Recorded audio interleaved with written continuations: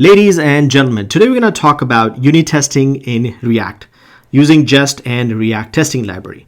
Nowadays, if you are a React developer, you are responsible for testing your own code, especially writing unit tests.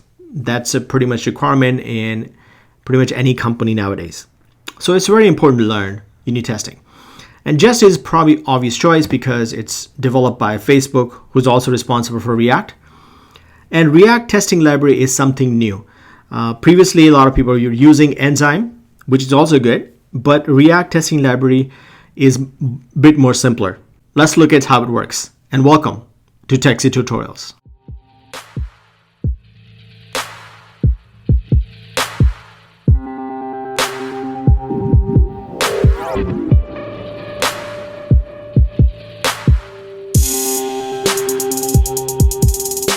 We're going to create a very simple component and try to test it. So I've created, as usual, a project using Create React App. And as I mentioned before, that Create React App is loaded with Jest and other good stuff. So we're going to use that. So you don't have to configure Jest here at the moment. However, there are some other libraries that you need to install. So let's install all of them in one shot. So I would say npm install. The first library we're going to install is React testing library, which is testing library / React. Then React -test -render, and the next one would be Jest DOM, and I would save it as a dev dependency. So I would say save -dev, because we want this to be part of dev dependency. Is not part of the project, the functionality. It's just helping us test the code, so it should go in a dev dependency. Okay, now that is installed, let's create a simple component that we're going to test. So I'm going to create a folder called components, and within that I will create another folder called button. And the reason for creating this particular folder is each folder would contain its component. So one component per folder, so that we can not only have component in there, we can have its CSS and also its test within that component. So let's create button.js. And as I said, this will be a very simple component. So let's quickly build this. So import React from React function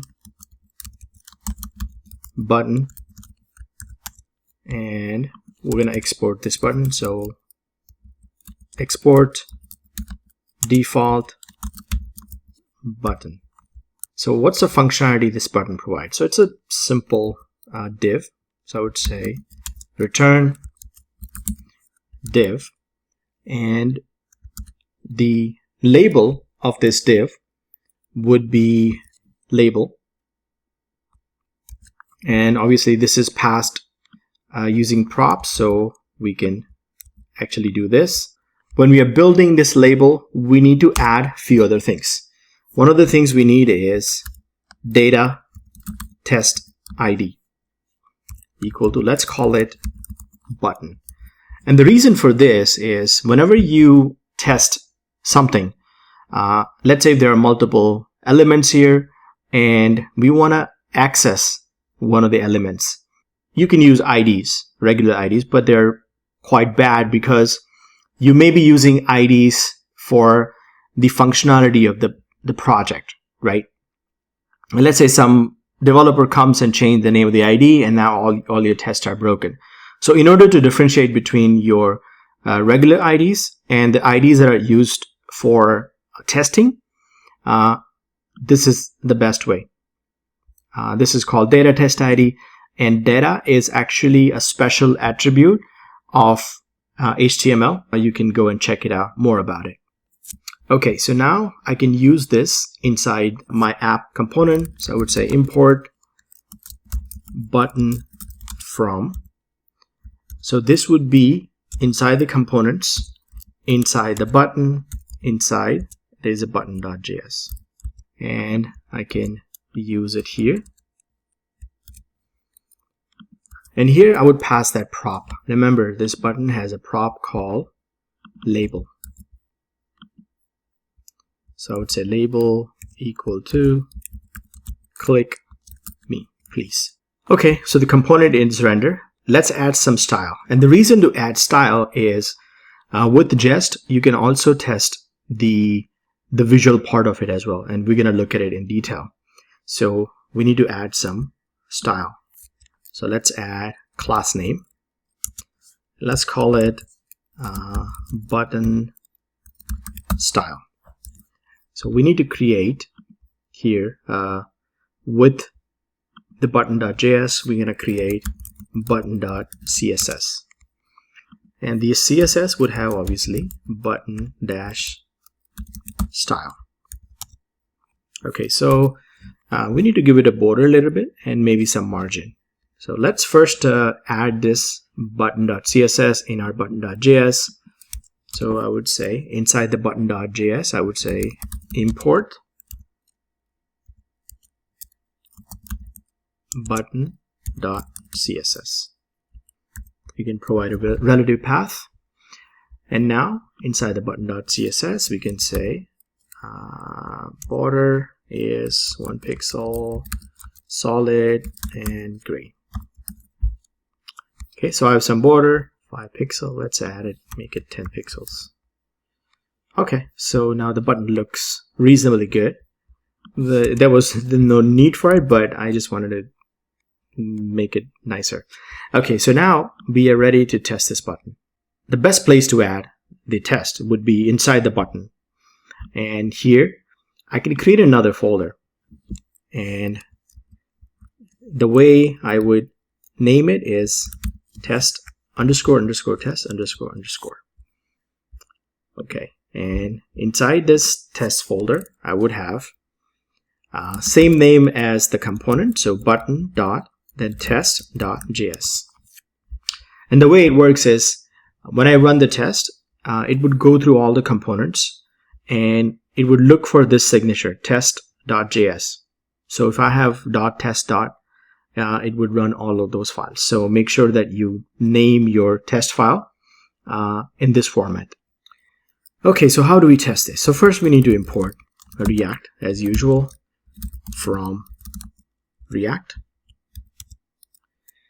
Then we need to import also React DOM since we need to render stuff.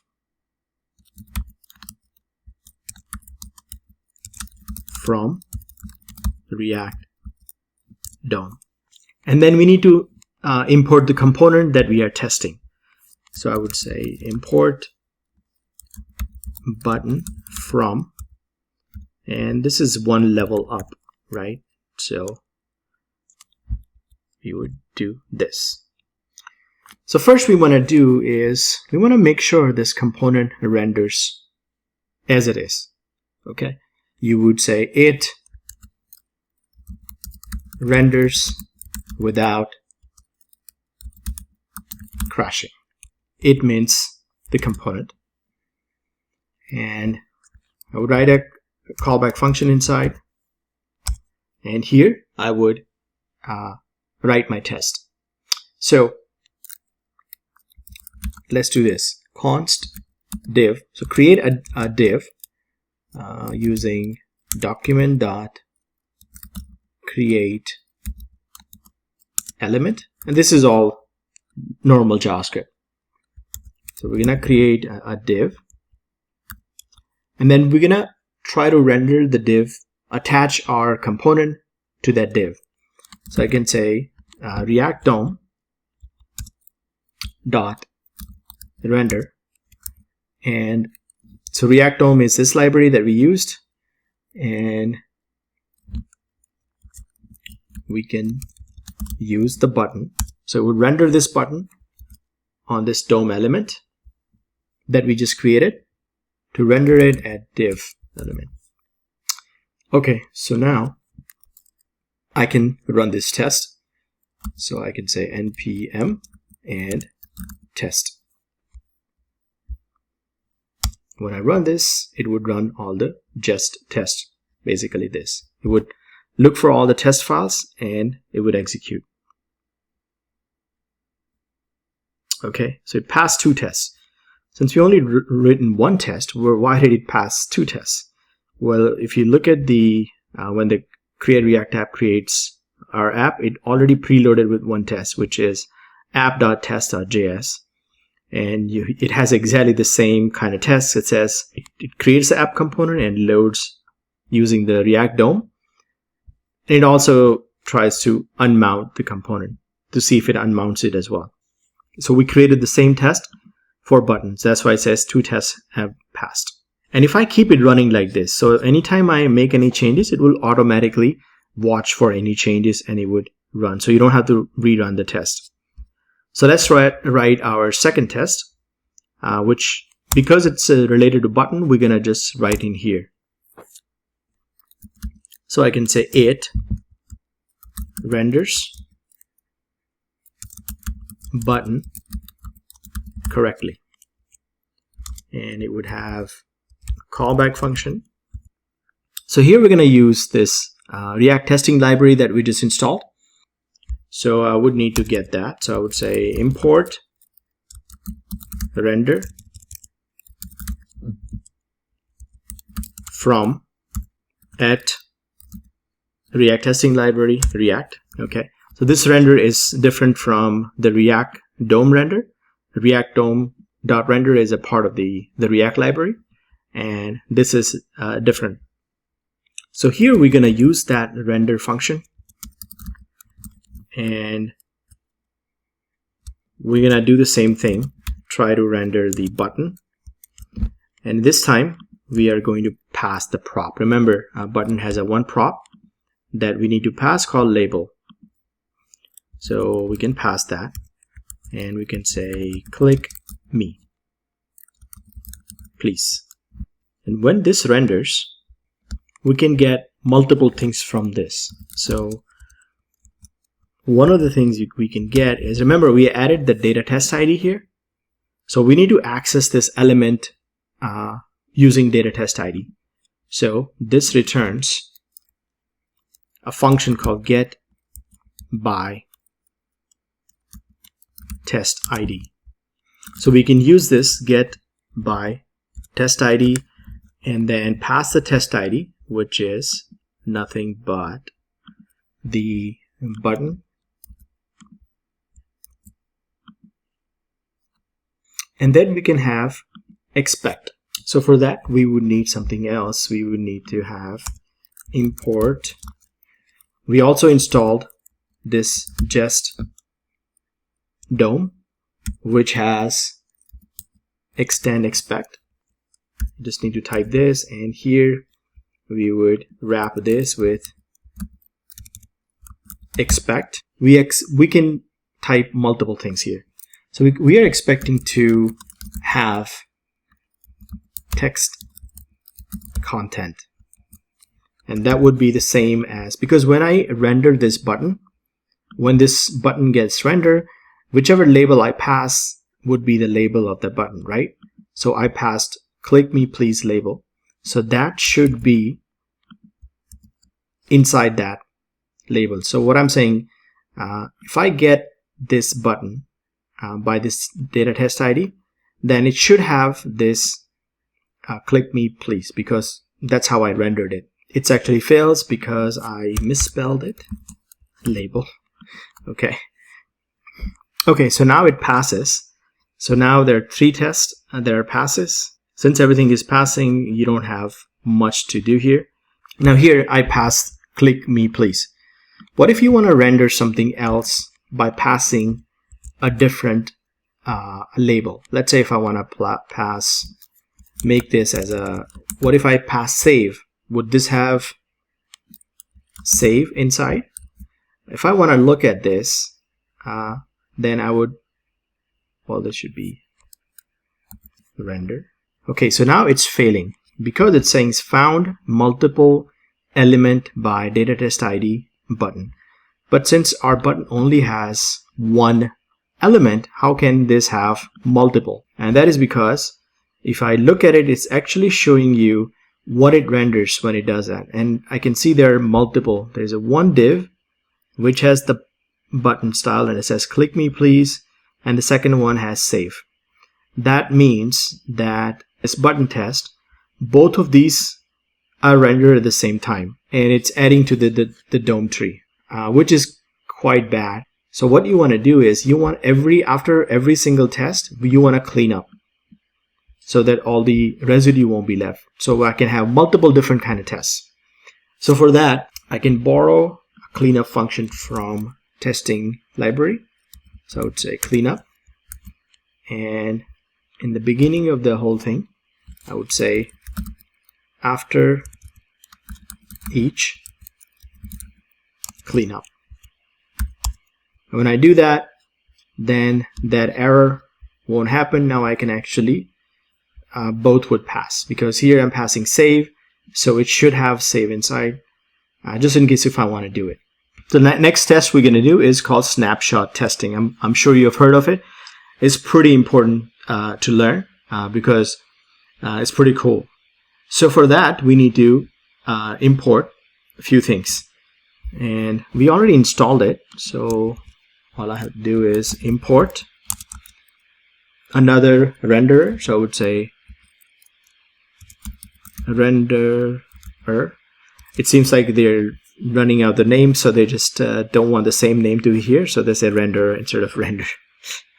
Okay, we need to get it from React test renderer, and here I would say it matches snapshot. It matches snapshot.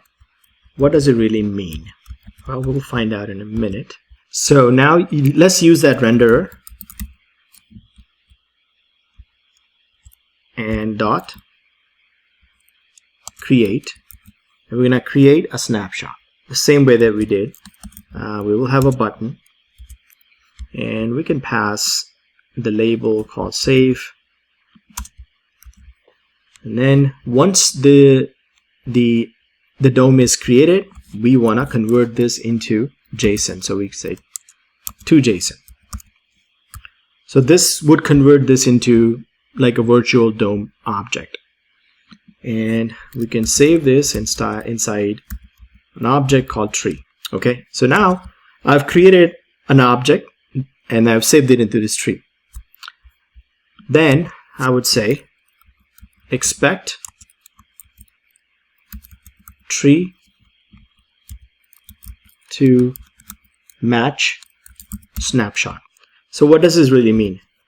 So what happens is that when it creates a tree, and whenever I run this statement to match a snapshot, it goes and looks at the folder structure and look for a folder called snapshot, and inside there should be a file called button.snapshot, but right now it's not there, so it will create one. So first time when you run this, it will create a file, it will create a folder, and inside it would create a snapshot, and it would dump the entire JSON in there.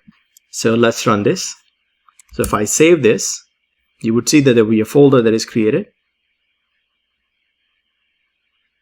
Okay, so within the test folder, it created a folder called snapshot, and if I look at the file name, it's button.test.js.snap. If I look inside, it actually took the component, because I'm passing save, and it actually rendered the entire component here. So it saved the snapshot. So why this is useful? So what you want to do is, by default, it would do this whenever you commit your code, when you push your code to your branch. It would also track, not only test, it would also track snapshots. So you would commit all the code, and next time, let's say if I change something. So here, let's say inside the button, I'm going to change something. I'm going to append something to the label every time. And when I do that, my button test should fail, right? Because it has created this snapshot which has save inside.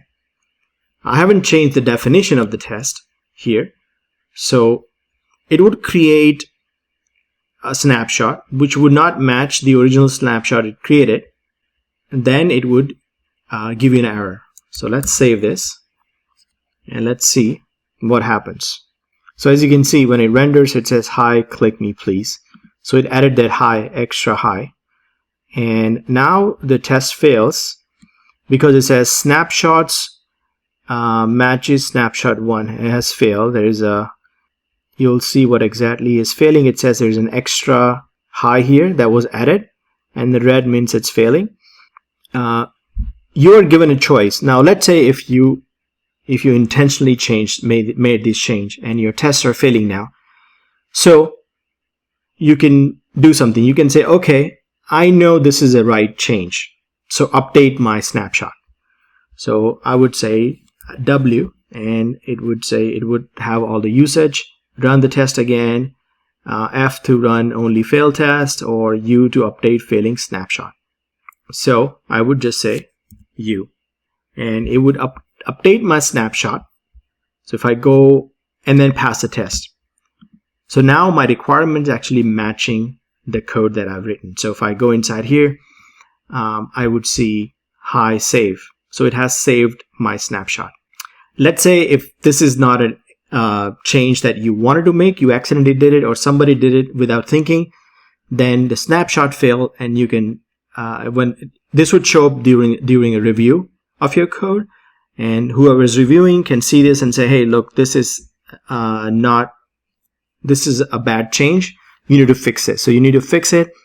Don't update the snapshot. Just let it fail, and then redo the code or undo the code, and then it should pass it. Then it would match the original snapshot file. And I can save actually multiple snapshots. So let's save it again here, and then I can say snapshot 1 of the same component, snapshot 2, because I can have multiple props where I can pass combination of things and see if it renders correctly. So here I'm passing save. Here I'm gonna say click me please and save it. Now it will create another snapshot, but within the same file. So it says snapshot is obsolete because I updated it. It's not saying that it's failing because previous snapshot still is fine, but now I have an additional snapshot. So it actually created another one. So here I have a hi save. Now it says hi, click me please, but it has a 2 entry of hi save because of this. So I need to update it. So I would just say W here and then press U to update the snapshot, and now it updates it, and now it passes everything, and I have 2 snapshots, one for hi save and one for hi click me please.